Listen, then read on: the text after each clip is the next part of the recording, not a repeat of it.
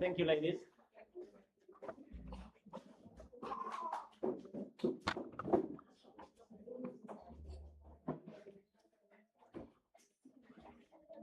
Please raise your hand if you know what ABC stands for.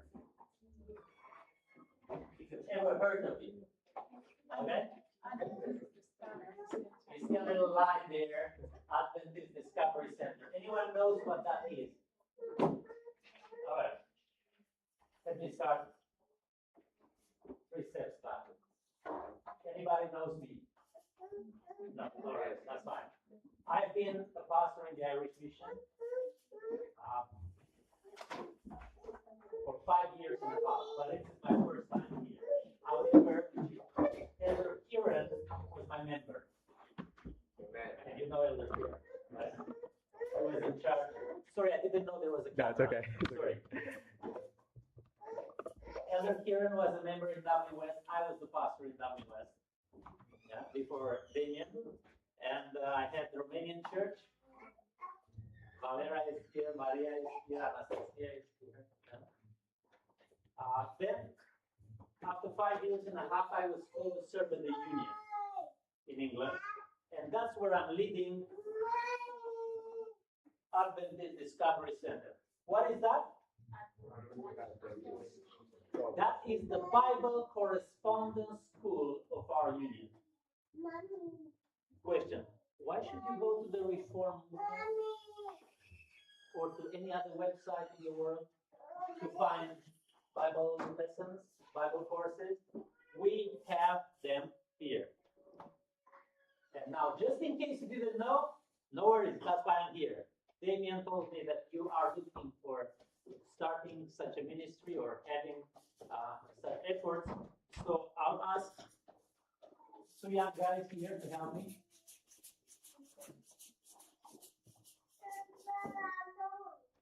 And make sure each one gets one of these flyers.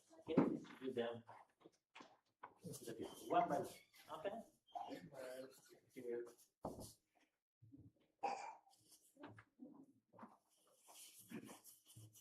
You will all get a flyer with the courses that we offer. So from now on, you will be in the knowing of what our offer is.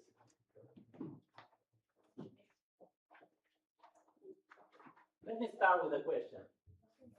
If you were to be asked, why did Jesus come to this earth? How would you answer? To save me. To save you. What about me? To save us. To save the two of us. Yeah. All right.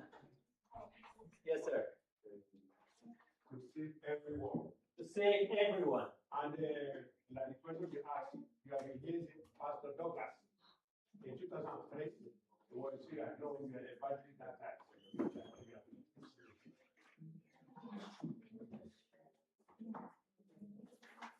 Can anyone tell me the Bible verse where Jesus came to save us? Your answer was very good. But any Bible verse? Come on, you new boys. John 3:16. For God so loved the world.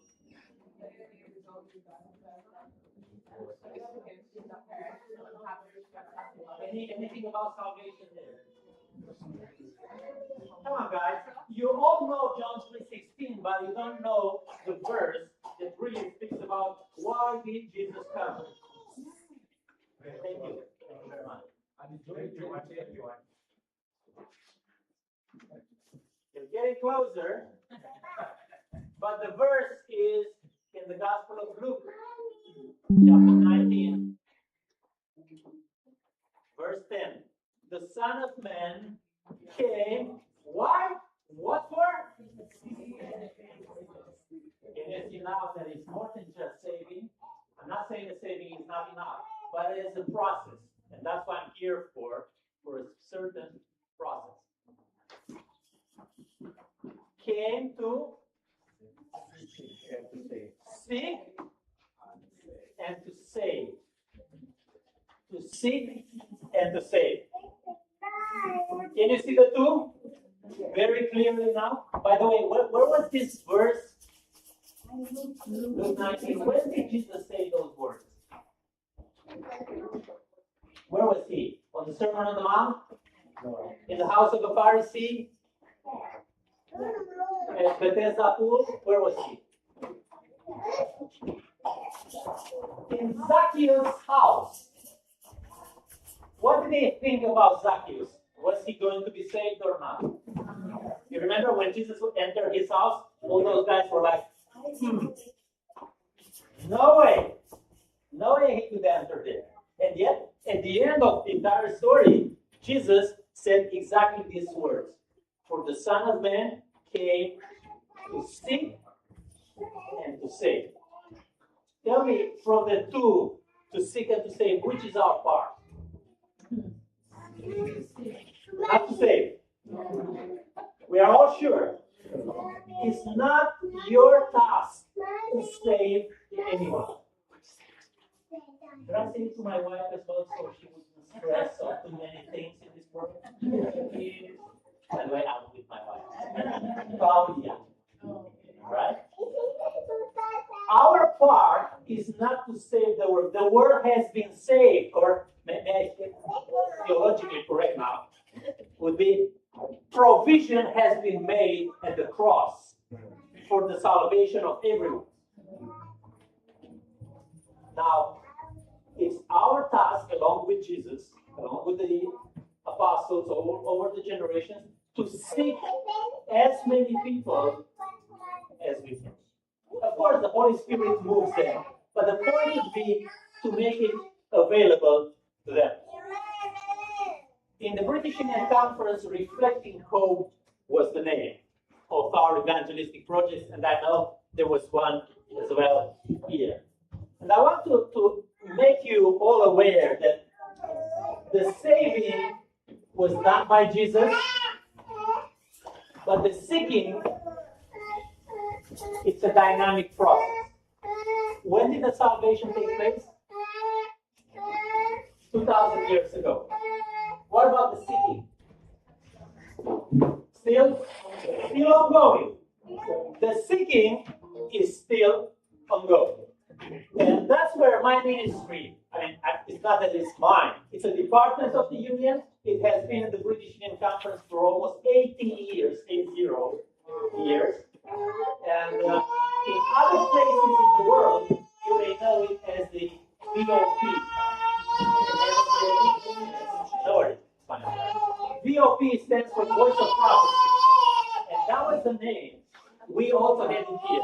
But then we decided to change the name into Adventist Discovery Center. So what is that? We have 4 lines or 4 vectors. Let's see if we can find your place in this as well. The first one is the courses. And each one of you has received a flyer with the courses. Whether online or in print, we have them here. They are available to you. We can send them to you anytime. Okay? The second one is, after a person studies with us, they have questions. So then we answer those questions, whether with resources, with articles, with some video or audio or something else. Anybody here heard of the Free Bible program? I know you have it here in the Irish Mission as well. In a way, Free Bible, I'll present to you soon. It's a way to give Bibles to people who are interested in this. And the fourth one, that's where your place comes in, is to build a community for those people who may be interested in this. If you've never visited Adventist Discovery Center, then that's the website. As clear as possible, and you have it here as well on the back of the flyer. You can just use your phone, scan the QR code, and that's it. Okay, very simple. Adventist Discovery Center. And it's not .uk. And it's not .ie. Was I smart or was I inspired?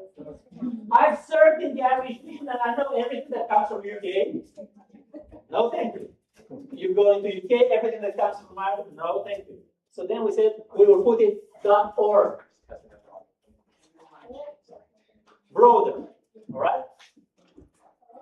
ABC courses.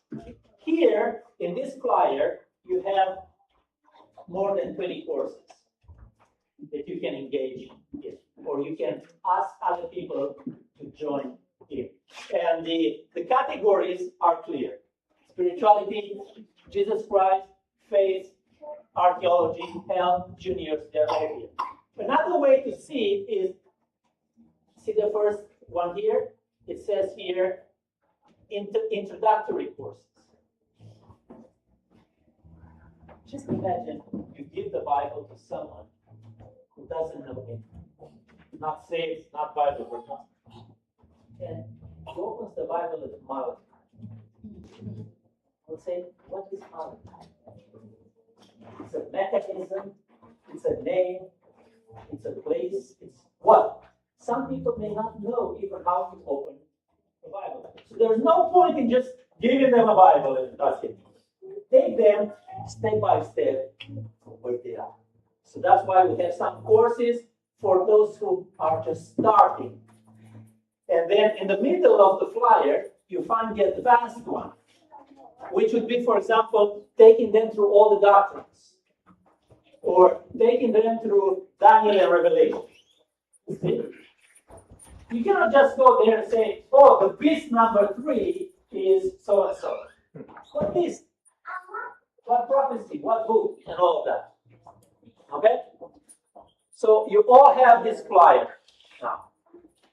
Please try it for yourself. That's what we encourage everyone else to do. In other churches I go, I say, before you recommend a course to a friend, why don't you take it? See for yourself.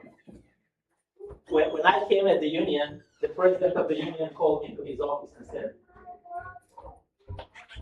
I'm looking at this president. Yeah, you have a nice bag. It looks like a bag. I said, he asked me, when did our people last to a Bible study systematic? I turn to the ladies. There you go. When did you last study something systematic? And by systematically, Victoria, I'm not meaning go to a degree in theology. That's not the point. Systematic means there is a starting point and an ending point. There is a progress. There are some dynamics. There are resources. There are forms of evaluating. There is a pattern or a way into it. Not just saying, who will preach tomorrow? Well, brother so-and-so. What will you preach? Well, whatever I want. No. Make it systematic. So, with all this, then we'll say, go and take that course for yourself. If a course, just imagine, if a course has 15 lessons and you take one per week, your full quarter would be 7. All right? Now, coming back, when was the last time you studied something systematic? Forget about Sabbath school. That was your answer, right? I told you I've been in many churches, I know the answer already. And guess what? In the Sabbath school, the person gets here, or gets the small group there, and you already know what questions that person will ask. Tell me the first question. What's the memory? And guess what? As a teacher, I already know what your answer is going to be. Tell me, is that the school? Where you go for exams and you already know the questions? And you go as a teacher and they already know your questions? That's not the school. Why don't you take a proper course? I'm not saying Sabbath school is not good. I'm just saying we are not doing it sometimes the right way. By the way, if I go to your Sabbath class, I may ask you to close the lesson. And then take it from there. So please, take such a course. Imagine one of our students once called us and said, do you have a course on how to study the Bible? And we said, well, we have many courses on Bible studies. And the person said, no. I asked you something different. I didn't ask you for a Bible study. I asked you for a course on how to study the Bible.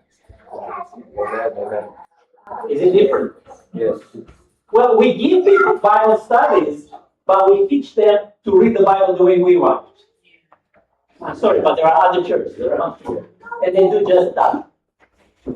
What we then did was to prepare a course on how to study the Bible. Just imagine one person takes this book for the first time. What to do with it? It has 1,000 pages. Where to start? Start in the beginning. By the book of Leviticus, they will draw. You remember? The chapters on lepers, the chapters on this and leprosy, all of that. It's a different approach. So we built a course called Message of Truth. In this flyer is the second one. The Message of Truth.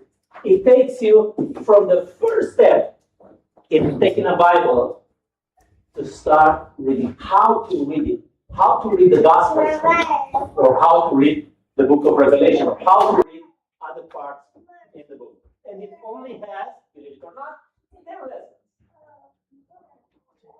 10 lessons. But that will be your systematic approach into how, and don't forget, it's just introductory. Then we can take you further to other places. What about the kids? We have some kids here. Do we have a course for the kids? Have you heard of this one? My Place with Jesus? Probably not. It's the second on this orange side of the leaflet. My Place with Jesus. And it has 21 lessons. Why not do your next vacation Bible school based on this? And everything I present you here is safe, sound, Adventist materials, resources. All right? What if you have a native Christian neighbor who doesn't come to your church, but he or she goes to their church? And you think, like, how can I approach these people? One of the best ways to approach natives, Christians, is not to kill them with the Sabbath, but rather to come to anything in common. The best way we found, or one of the best ways we found, was archaeology courses. And it's not about digging. You don't go out there and start digging or go to some ruins. But rather, look at the civilizations, cultures, archaeological sites, and all of this through the eyes of the Bible. So imagine, when you talk about pyramids, you talk about Exodus. And when you talk about the fall of Babylon, you talk about Daniel and the prophecies in Daniel and everything that. And we have 3 series. It is called the Digging series, but it has 3 courses. All in all, 33 lessons, like an encyclopedia. Guys, it will help even you to know way better how the past was confirmed by the Bible, how the Bible has been confirmed by history, and how the past typically influences the future. So why not invite, for example, your friends to such a course? Let me move to the next one. Resources. I told you about articles. We have some booklets, books, audio, video, or other things. Just imagine if somebody asks you, how do I know that the Saturday is the Sabbath? What will you do then? If somebody asks you, you probably go on Google and try to find a good Adventist preacher with such a resource. Unless you go to AI. But we have, because we received so many questions, we have already written an answer about how to know that the Saturday and not Sunday or any other day is the Sabbath. So I'm saying now, why don't you go to our website and share that article? Why? Because when they read that article, at the end it's an invitation. Do you want to know more? Always, please, always, whatever missionary activities you do in your church, think about the follow-up. What's the next step? You distribute Great Controversy, let's say. You give the book. And then, do you think that in 2 weeks somebody will call and say, tell you, where is your baptism pool? It doesn't happen that way. So please think of the next. Imagine somebody who asks you, can I discover God at my old age? And I answered giving the story of Nicodemus. Remember? But what about some other ones? Did Jesus really say that all things are clean now? Another one asked us, should I go vegan?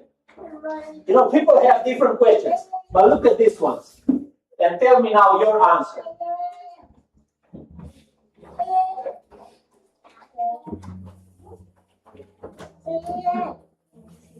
See that people have questions that our Sabbath school lesson may not necessarily answer. Because we study according to our whatever framework, timeline, perspectives, and all of this. But then people will come to your class or will be